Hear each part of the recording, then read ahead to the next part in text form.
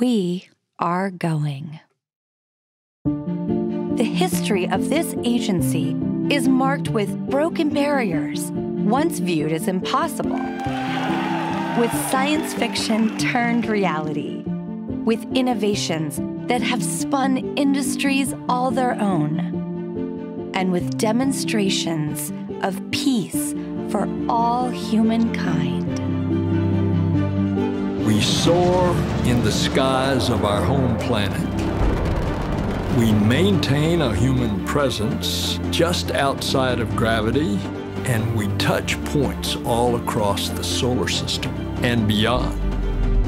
We're going back to the moon, and this is why. The moon is a treasure trove of science.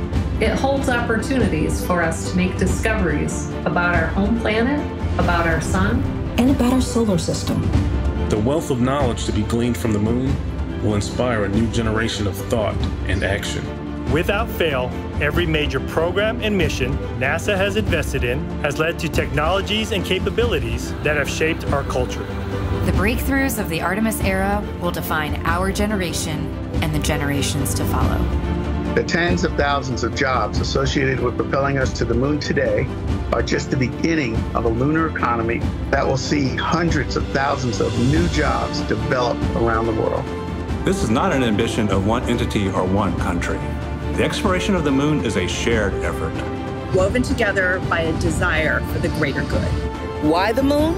Because the missions of tomorrow will be sparked by the accomplishments of the Artemis generation today. Because the ambition to go has already begun.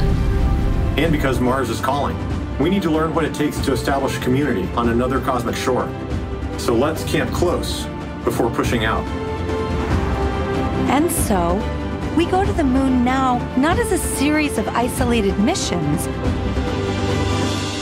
but to build a community on and around the moon capable of proving how to live on other worlds.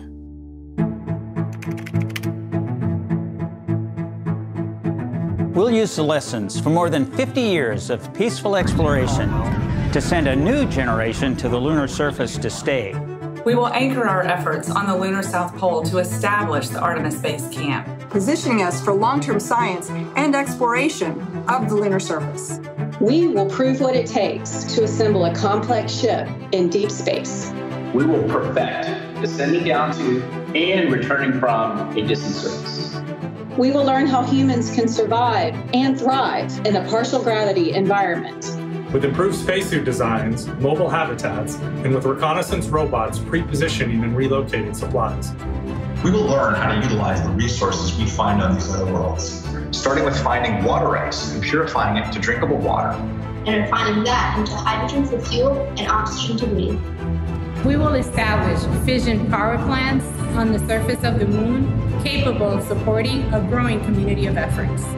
And we will expand the logistics supply chain to enable commercial and international partners to resupply and refuel deep space outposts. None of this is simple or easy, but nothing in our history ever has been. The Eagle has landed. You got a bunch of guys about to turn blue. We're breathing again. Thanks a lot. This kind of continuous lunar presence is a natural extension of all that we've learned in low Earth orbit.